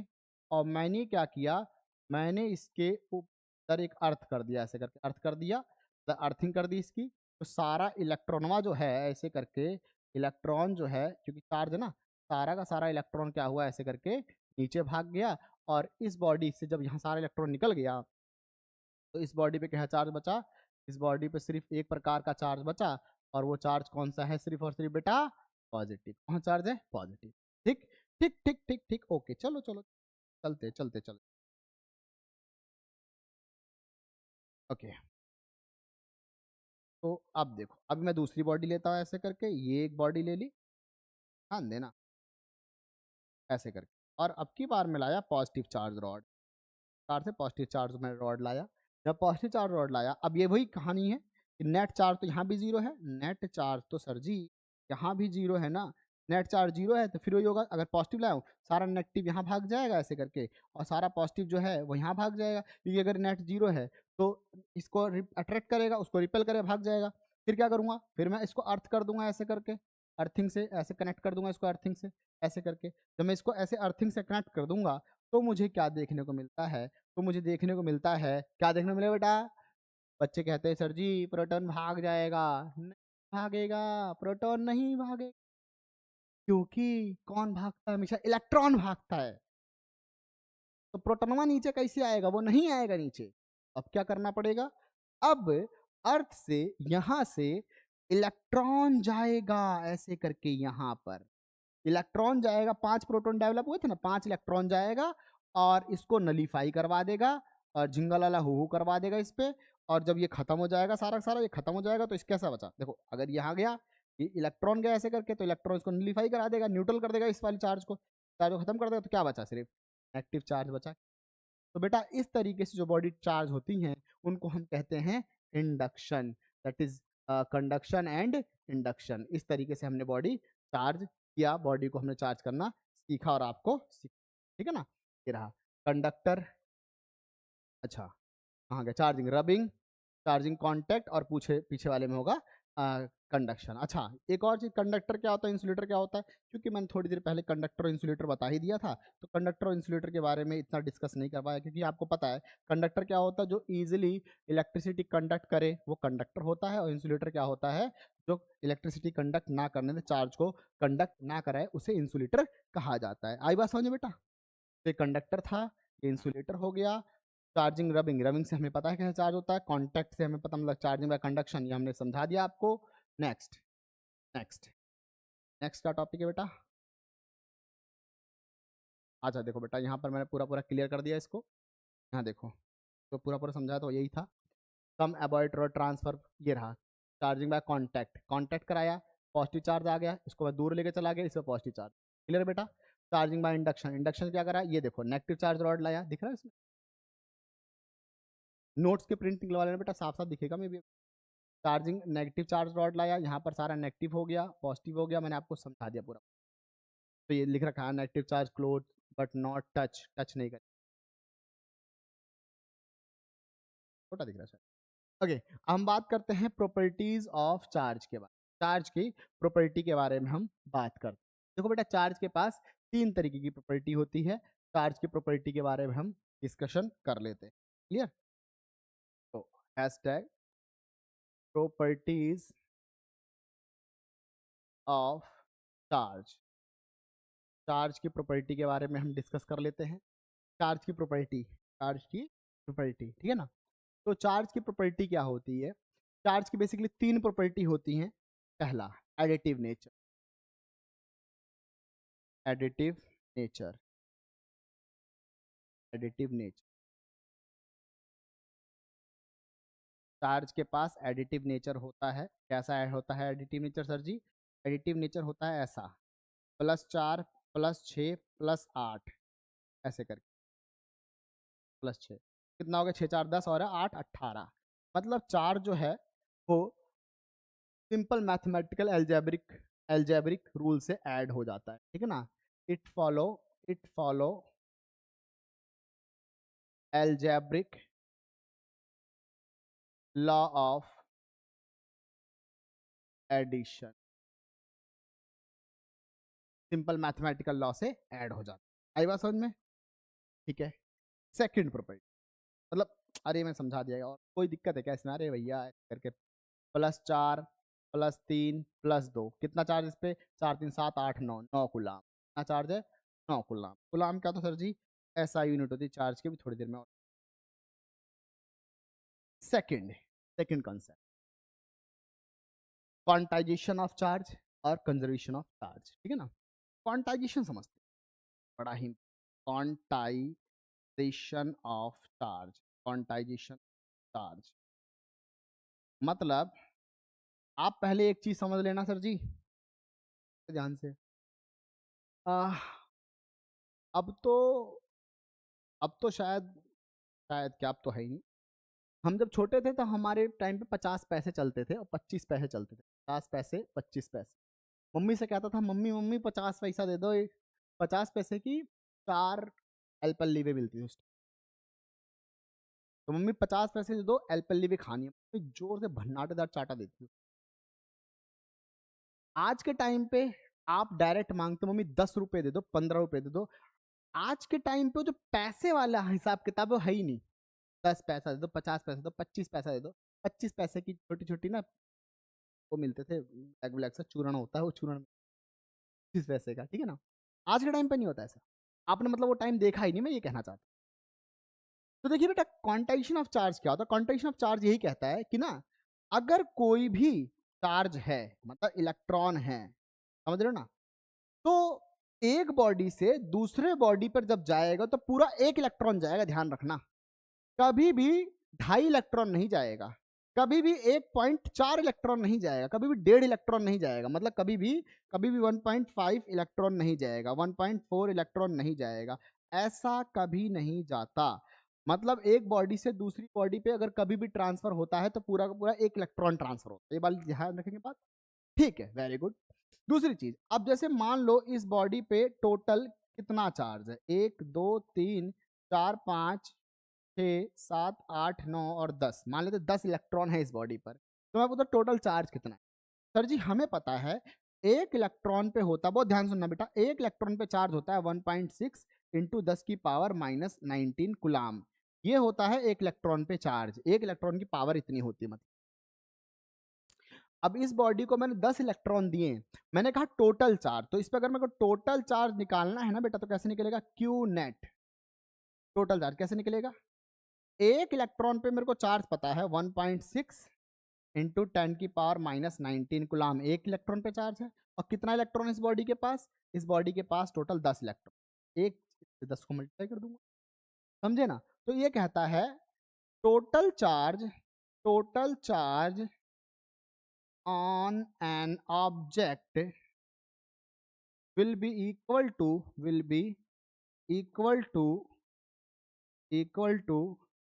integral multiple of charge on an electron। मतलब किसी ऑब्जेक्ट पे जो टोटल चार्ज होता है, किसी ऑब्जेक्ट पे जो टोटल चार्ज होगा वो किसके बराबर होगा, एक इलेक्ट्रॉन, ये इलेक्ट्रॉन के इंटीग्रल मल्टीपल मतलब कितने इलेक्ट्रॉन है उसके पास और एक इलेक्ट्रॉन पे चार्ज कितना है। इसको हम इस तरीके से लिखते हैं Q is equals to N E, Q is equals to N E. बेटा N जो है वहां पर, वहां इंडिकेट करता है नंबर ऑफ, यहाँ पर लिखता हूँ N जो है वो इंडिकेट करता है नंबर ऑफ इलेक्ट्रॉन, और E इंडिकेट करता है चार्ज ऑन एन इलेक्ट्रॉन, ये इंडिकेट आ रही है बेटा बात समझ में। तो इसे कहते हैं क्वांटाइजेशन ऑफ चार्ज, कि किसी एक एक बॉडी पर, किसी एक बॉडी पर जो चार्ज है, किसी एक बॉडी पर जो चार्ज है, टोटल चार्ज वो किसके बराबर होता है, वो होता है कितना उस पर चार्ज है, आई मीन इलेक्ट्रॉन है, और उनकी संख्या कितनी है, और एक इलेक्ट्रॉन पे चार्ज कितना, उसका मल्टीप्लीकेटिव। और कभी भी किसी बॉडी पे जो इलेक्ट्रॉन ट्रांसफर होता है वो एक होल नंबर में ट्रांसफर होगा, एक वो एक पूरे नंबर में ट्रांसफर होगा, कभी भी फ्रैक्शन में चार्ज ट्रांसफर नहीं होता। ये वाली बात ध्यान रखना, ठीक है ना, चार्जेस कभी भी फ्रैक्शन में चार्ज ट्रांसफर नहीं होते। मैं कहूँ 3.5 इलेक्ट्रॉन मेरे को दे दो, 2.5 इलेक्ट्रॉन दे दो, ऐसा कभी नहीं होता। क्लियर कॉन्सेप्ट, ध्यान रखेंगे, नोट कर लो बेटा फटाफट, आगे चलता हूँ। हो गया, अब बात करते हैं नेक्स्ट, थर्ड, लॉ ऑफ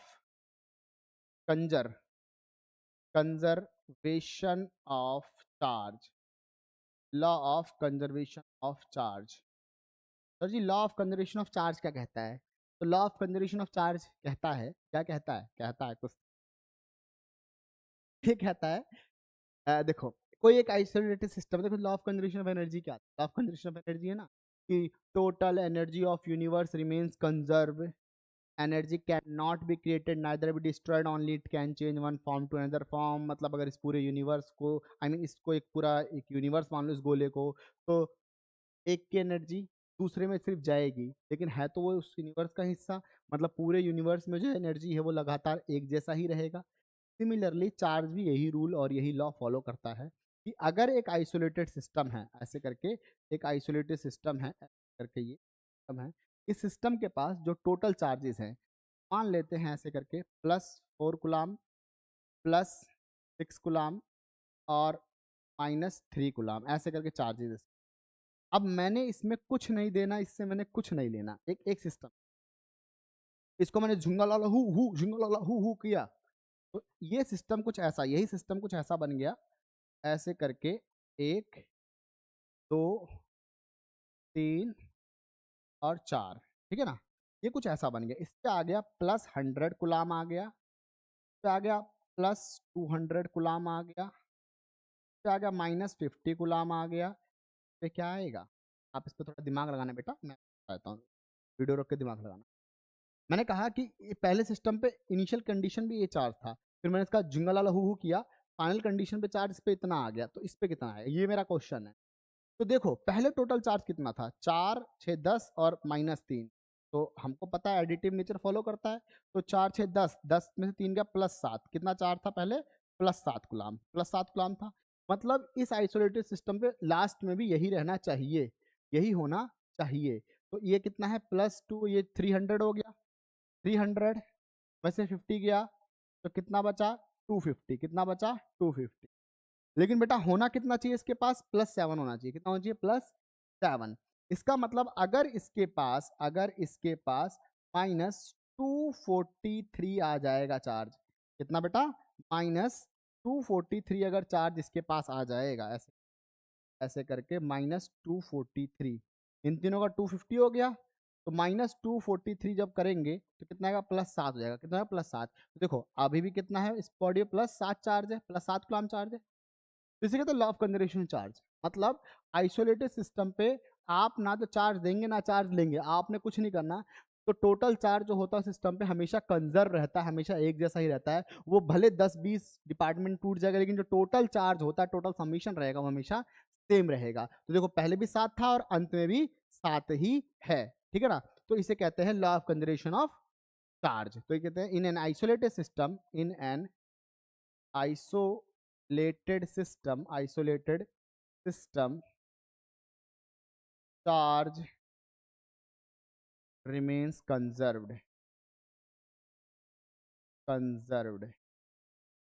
समझे ना, चार्ज हमेशा कंजर्व है। देख लेंगे बेटा, नोट कर लेंगे। और हम पहुंच गए हैं यहाँ पर, यही था ना। तो हमने तीनों प्रॉपर्टीज इसकी हमने पढ़ ली, ये वाली प्रॉपर्टी, देन ये कहाँ, ये सारी प्रॉपर्टी हमने इसकी पढ़ ली, ठीक है। अच्छा एक छोटा टॉपिक कि चार्ज और मास में डिफरेंस क्या होता है, then after that we will deal with some question. Charge और मास में डिफरेंस क्या होता है और बताया था। देखो मास, मास हमेशा किसी बॉडी का होता है वो हमेशा पॉजिटिव ही होता है। मेरा मास +70, किसी का मास प्लस में होगा, लेकिन चार्ज प्लस और माइनस, ठीक है ना बेटा, it can be positive negative. अच्छा मास जो होता है, जैसे मैं सपोज दैट मेरा मास 70 kg है ना, यहाँ पर 10 लोग और खड़े हैं, 10 बच्चे और बैठे, तो मेरा मास अगर 70 kg है, तो मैं पूछूं इस पूरे फ्लोर पे सबका मास कितना लगा होगा, तो ये थोड़ी ना 70 सर जी आपका है, 70 आपका है, 10 से मल्टीप्लाई कर दो 700, हाँ सर जी 700, बहुत सही बोले, नहीं, इसे कहते हैं क्वांटाइजेशन। मास क्वांटाइज नहीं होता बट चार्ज होता है। मतलब कि अगर इस सिस्टम के पास 10 की पावर 10 इलेक्ट्रॉन है, समझ रहे हो ना, तो मेरे से अगर पूछा टोटल चार्ज कितना है सिस्टम पे, ज्यादा बड़ी संख्या ले ली, छोटी संख्या ताकि समझने में आसान, वरना दिमाग का दही हो जाता। सर जी क्या बोलते रहते हो, हमें समझ में नहीं आता रे भैया, दादा रे दादा क्या पढ़ा रहे हैं। मान लेते हैं 10 इलेक्ट्रॉन है इसके पास, मैंने पूछा इस पे चार्ज कितना है, तो बड़ा आसान, क्योंकि एक इलेक्ट्रॉन पे चार्ज होता है 1.6 10⁻⁹ होता है। 10 पे कितना होगा, 10 से मल्टीप्लाई कर दो।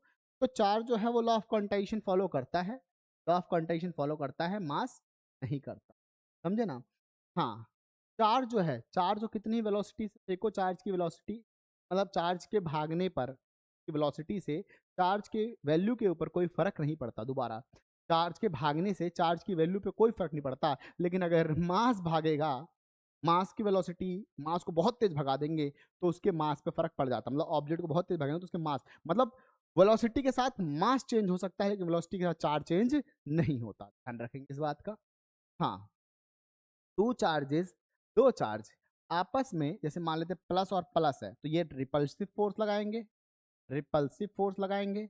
प्लस और माइनस है तो अट्रैक्टिव लगाएंगे, हमें पता है। लेकिन अगर दो मास हैं, दो मास है कहीं पर, तो हमेशा और हमेशा वो सिर्फ अट्रैक्टिव फोर्स ही लगाएंगे, लगाने। बोलो बात समझ में आई बात समझ में। देखो बेटा नोट कर लो, फिर हम कुछ न्यूमेरिकल करते हैं, ठीक है ना।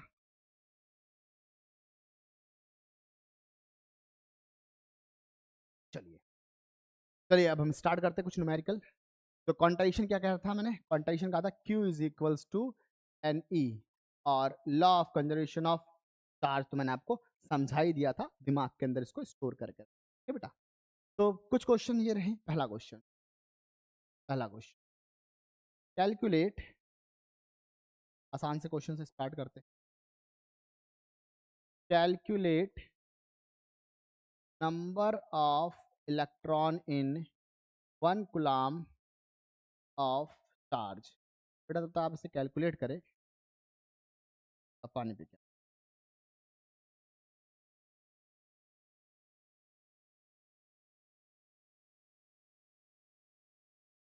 तो ओके बेटा, पी लिया पानी वानी मैंने। हुआ बेटा आपसे? चलो मैं सॉल्व करता हूँ, आपने रोक के सॉल्व कर लिया बहुत देर तक। Calculate number of electron in 1 coulomb of charge. तो देखो ध्यान से कैसे करते हैं। चार्ज कितना बेटा? 1 कूलम। तो इसका मतलब पहले तो इंडिकेट करो 1 कूलम क्यों दे रखा 1 कूलम, मतलब कोई बॉडी है उसके ऊपर 1 कूलम चार्ज है, तो बताओ इलेक्ट्रॉन कितने होंगे उसके पास, मतलब ये कितना होगा उसके पास। तो मतलब मेरे को एन निकालना है। अरे भैया ध्यान रखा करो, ठीक है ना।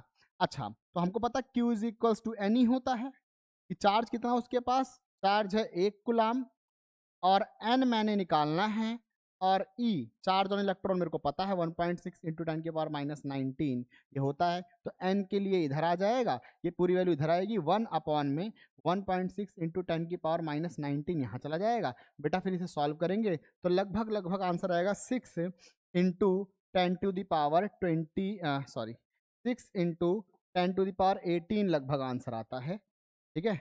6 इंटू 10 की पावर 18 इलेक्ट्रॉन। इसका मतलब ये है बेटा कि किसी बॉडी के ऊपर 6 इंटू 10 की पावर 18 इलेक्ट्रॉन अगर आ जाएंगे, कितने? इतने, 1 2 3 4 5 6 7 18 इलेक्ट्रॉन, इतने अगर किसी बॉडी पे इतने इलेक्ट्रॉन आ जाएंगे तो मैं कहूंगा उस बॉडी पे 1 कूलम चार्ज आया। आई बात समझ बेटा? समझे? ठीक है, नोट कर लो फटाफट बेटा, आगे चलते हैं। नेक्स्ट क्वेश्चन, नेक्स्ट क्वेश्चन, ठीक है ना। ऐसा करते हैं, देखो इफ 10 की power 9 electron transfer from body A to B in 1 second, ध्यान देना, इतने electron, then how much time required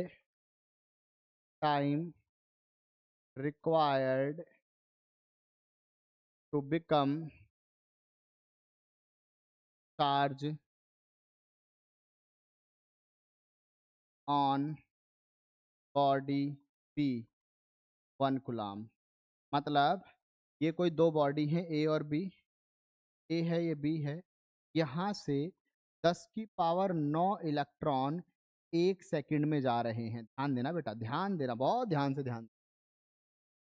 इस बॉडी से इस बॉडी पर 1 सेकंड में 10 की पावर 9 इलेक्ट्रॉन जा रहे हैं।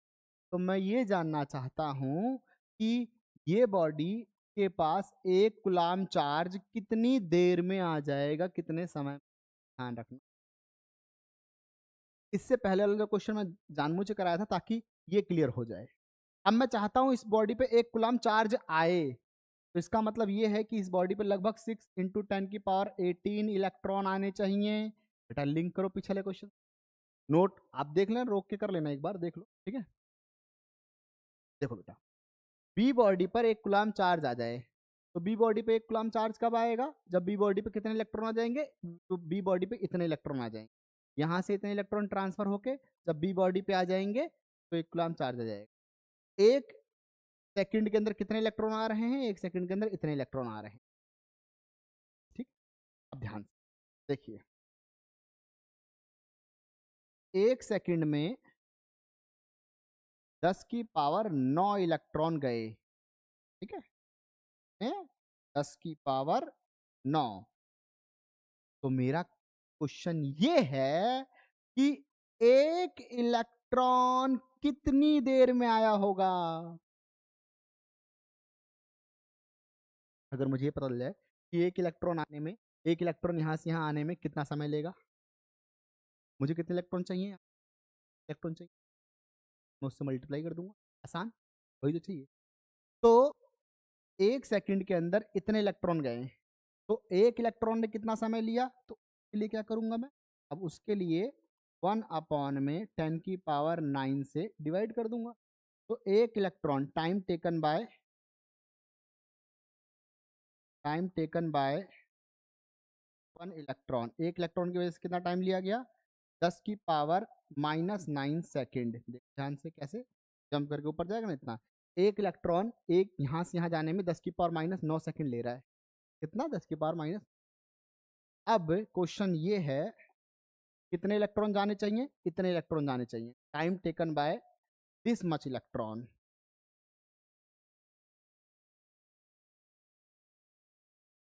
अब टाइम टेकन बाय, अब एक इलेक्ट्रॉन जो है कितना समय ले रहा है, 10 की पावर -9 सेकेंड ले रहा है, तो 6 इंटू 10 की पावर 18 इलेक्ट्रॉन कितना टाइम लेंगे, ये लेंगे 6 इंटू 10 की पावर 18 इंटू मल्टीप्लाई बाय 10 की पावर -9 सेकेंड। अरे भैया एक इलेक्ट्रॉन इतना टाइम ले रहा है, तो इतने इलेक्ट्रॉन कितना टाइम लेंगे, तो एक इलेक्ट्रॉन इतना, तो उसमें से मल्टीप्लाई कर दो, हाँ, ये टाइम आ जाएगा।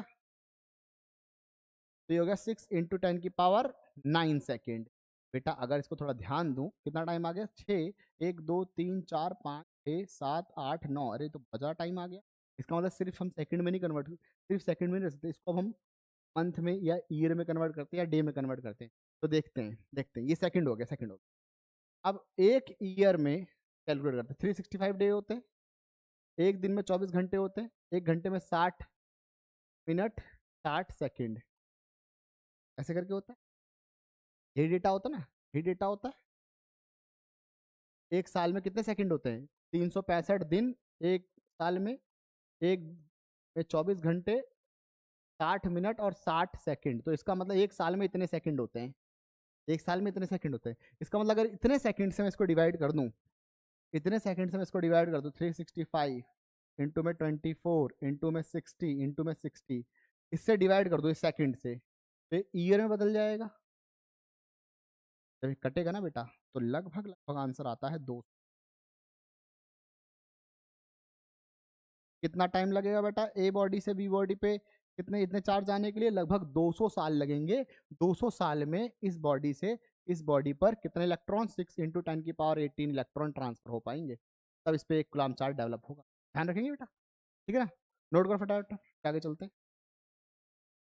अगला क्वेश्चन, अब देखो एक कप है, इस कप के अंदर 250 ग्राम वाटर है। अब क्वेश्चन ये है, how many electron present in it, उसमें कितने इलेक्ट्रॉन हैं, ये क्वेश्चन है, ठीक है बेटा। तो चलिए आगे चलते हैं। देखो कैसे, नोट कर लो बेटा, आप तो आप फिर आप सॉल्व करना, मैं करा देता हूँ, आप करते रहना। देखो कैसे करें सॉल्व, इलेक्ट्रॉन, अब मैंने थोड़ा दिमाग लगाया अपना, मेरे को याद आया कि देखो वाटर H2O, हाइड्रोजन 2 ऑक्सीजन 1, तो टोटल टोटल इलेक्ट्रॉन कितने हो गए इसके पास, 10 हो गए। प्रोटॉन कितने हो गए, 10 हो गए। अरे भैया हाइड्रोजन के 2, ऑक्सीजन के 8, 10 हो गए कि नहीं हो गए, तो पता ही होगा ना आपको। 10 इलेक्ट्रॉन 10 प्रोटॉन हो गए, 10 इलेक्ट्रॉन और 10 प्रोटॉन हो गए। इसका मतलब एक H2O में, एक H2O में 10 इलेक्ट्रॉन है, ध्यान देना, एक H2O, एक में, एक एटम H2O में 10 इलेक्ट्रॉन है, क्लियर। अब मेरा क्वेश्चन ये था कि 250 ग्राम पानी है इसके अंदर, 250 ग्राम पानी में कितने इलेक्ट्रॉन होंगे। देखो ऐसा करते नंबर ऑफ मोल्स निकालते हैं, पहले मैं एटम निकालता हूँ कि इसमें टोटल एटम कितने, क्योंकि एक H2O में, एक एटम H2O में 10 इलेक्ट्रॉन है। अगर मुझे एटम पता चल जाए कितने एटम है तो मैं बता सकता हूँ कितने। तो देखो क्या करूंगा, गिवन मास, गिवन मास कितना है इसका, 250 ग्राम। मोलर मास, मोलर मास कितना होता है, मोलर मास पानी का 18 होता है। नंबर ऑफ मोल्स क्या होता है, नंबर ऑफ मोल्स क्या होता है, given mass upon molar mass. बेटा ये 11th क्लास का कॉन्सेप्ट, 250 डिवाइड बाय 18 है ना, 250 डिवाइड बाय 18, इसे हम कर लेते हैं जल्दी से। आप कैलकुलेटर का यूज़ नहीं करेंगे, मैं ही कैलकुलेटर का यूज़ करूँगा, ठीक है ना। 250 अरे डिवाइड बाय 18, ये हो गया 13.8, कितना हो गया ये, 13.8 हो गया। मतलब कितने मोल्स हैं इसके अंदर पानी के, 13.1 मोल है, कितने 8, 13.8।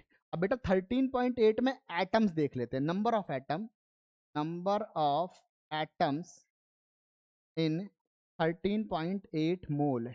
ये कैसे पता चलेगा? क्योंकि मेरे को पता है एक मोल के अंदर 6.022 इंटू 10⁻23 एटम होते हैं, हाँ या ना भाई? आवागाद्रो नंबर।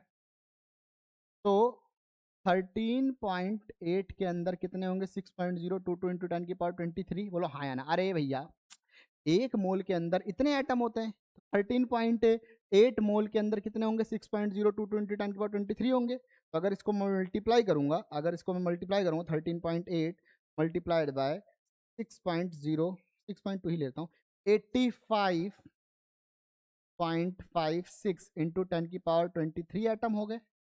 23 एटम हो गए, हाँ या ना भाई? बोल हाँ या ना भाई? इतने एटम हो गए ना? इतने एटम हो गए। अब एक एटम के पास कितने इलेक्ट्रॉन हैं? 10 इलेक्ट्रॉन हैं। देखो, एक मोल के पास इतने एटम, तो कितने मोल थे? इतने। तो इनके पास कितने एटम हो गए? इतने एटम हो गए। अब मेरा क्वेश्चन ये है, मेरा इलेक्ट्रॉन कितने टोटल? तो मैंने तो एटम निकाल दिया ना। और एक एटम में इलेक्ट्रॉन कितना है? एक एटम में है 10 इलेक्ट्रॉन। एक एटम में कितने? 10 इलेक्ट्रॉन। तो इतने एटम में कितना? सही कर दो, है ना? Number of electron. तो ये हो गया 85.5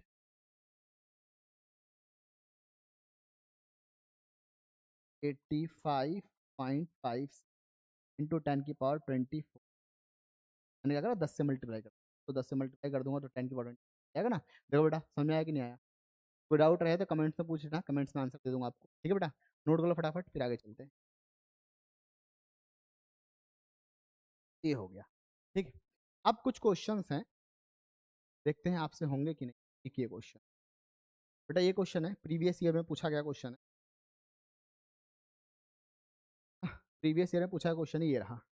in an experiment 3 microscopic latex sphere. देखो, एक एक्सपेरिमेंट था जिसके अंदर 3 स्फेयर थे, जिस पे चार्ज था +3e और +5e -3e। ठीक है ना? फिर क्या किया गया? वो साइमल्टेनियसली कांटेक्ट में आए, एक दूसरे से भिड़े भड़े, और वो सेपरेट हो गए। अब बताओ फाइनल चार्ज इन चारों ऑप्शन में से कौन सा ऑप्शन सही होगा? ए, ये बी है बेटा, ये बी है, ठीक है ना? सी और डी, इन चारों ऑप्शन में से कौन सा ऑप्शन सही होगा? तो चलो पहले ऑप्शन पे आते हैं। पहले ऑप्शन पे जब मैं आया, ये हो गया +5 -4 +5। टोटल चार्ज कितना होगा? क्योंकि चार्ज जो है एडिटिव नेचर फॉलो करता, तो एडिटिव नेचर लगा दो ना इसके अंदर। 5 और 5 10, और 4 कितने हो गए? -+6 हो गया। अरे भैया, नहीं समझ में आया? अरे नहीं समझ में आया क्या? अरे दोबारा समझा, क्या गुंडा बनेगा?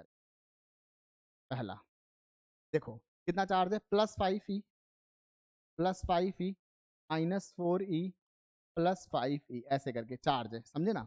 तो 5 और 5 10, और -4 कितने हो गए? 6। इसका मतलब इस पे, इस अगर ये स्फेयर बनाऊंगा एक इसका, तो इसका टोटल चार्ज कितना? +6 का। लेकिन मेरे पास इनिशियल चार्ज कितना था? 3 और 5 8, 8 में से 3 गया। क्योंकि देखो, एक क्वेश्चन था कि स्फेयर, इस पे 3 चार्ज ऐसे ऐसे हैं, उसको हमने शेक वगैरह किया, हिलाया वगैरह, तो उसके पास अब चारों ऑप्शन में से कौन सा ऑप्शन सही है ये बताओ। तो टोटल चार्ज है इसके पास 5 +5 है, मतलब फाइनल भी मेरे पास +5 ही रहना चाहिए। पहले वाले ऑप्शन में तो +6 आ गया, तो मतलब पहला ऑप्शन तो गलत है। दूसरे वाले ऑप्शन की बात कर लेते हैं, दूसरा बी ऑप्शन। बी में इसको चार्ज ऐसे बनाया गया, 6 बना, एक एक +6 ही बना, और एक बना -7e। तो ये क्या होगा? 6 6 12, 12 में 7 गए 5, +5 बन गया। यही सही लग रहा है? हाँ, यही सही भी होगा। ठीक है ना? यही सही भी होगा। अच्छा, इसके ऊपर चलते हैं। 3.5 5.5, इसको देख लेते हैं। 3 और 5 8, 8 और 9, 9 हो गए। 9 में से 4 गया तो कितना बचा? 9 में से 4 गया तो 5 बचा। तो बहुत बच्चे कहेंगे सर जी सी ऑप्शन भी तो सही है, लेकिन भुला गए। चार्ज कभी भी, चार्ज कभी भी फ्रैक्शन में पाया ही नहीं जाता। 5.5 इलेक्ट्रॉन, 3.5 इलेक्ट्रॉन कहीं पाए ही नहीं जाते, तो ये गलत है, समझे ना? तो ये भी गलत। क्लियर बेटा? ये वाला क्वेश्चन नोट कर लो फटाफट, फिर आगे चलते हैं।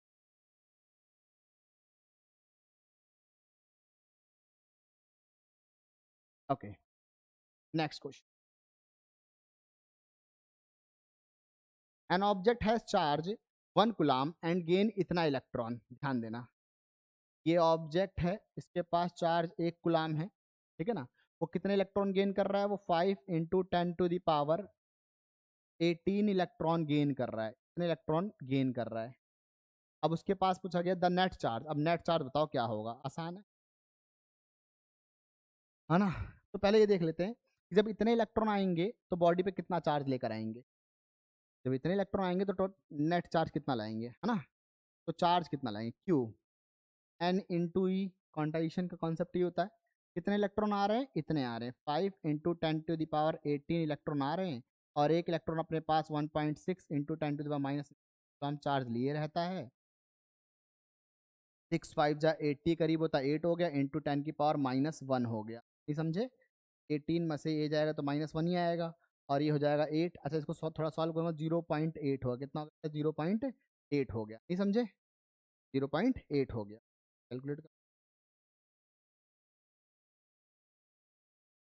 ठीक ठीक, ये हो गया। अच्छा, अब आगे चलते हैं। अब आगे चलते हैं तो इतना मतलब माइनस इतना चार्ज लेकर वो आएगा, माइनस इतना चार्ज लेकर वो आएगा। क्लियर।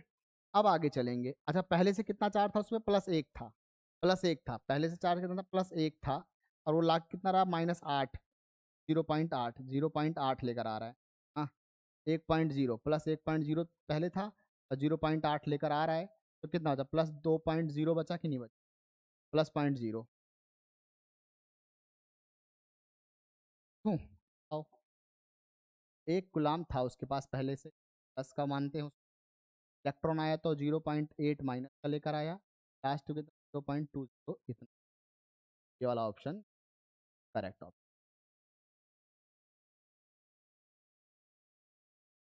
ठीक है, तो चलिए बेटा, मिलते हैं अगली क्लास के अंदर। ठीक है, तो देखते हैं लेक्चर को। अब हम अगली क्लास के अंदर मिलेंगे तो Coulomb's law and next topic बात करेंगे। ओके बेटा, बाय बच्चों, देखते रहिए लेक्चर।